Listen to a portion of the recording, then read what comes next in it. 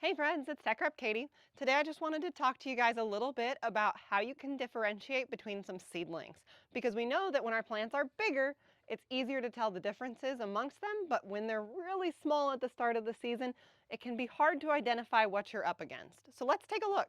So both your Palmer and your Waterhemp are going to have these oblong ovate cotyledons, but as those first opposite leaves come out, you'll notice that there starts to be a size difference between those two opposing leaves.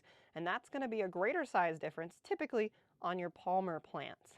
Now, as those seedlings get a little bigger, get some more height, that size difference continues on that emerging pair of leaves, and we start to see the older leaves having those longer petioles that we expect on Palmer plants, especially as they get later in the season.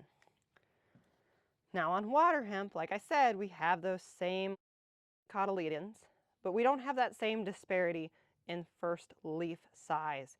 They're a lot more even as they get a little more height and a little more distance, but note they still have those much shorter petioles, because later in the season you can measure those leaves against their petioles, and a Waterhemp leaf should not exceed the length of the petiole, whereas the Palmer that we looked at before, typically the leaf does exceed the length of the petiole.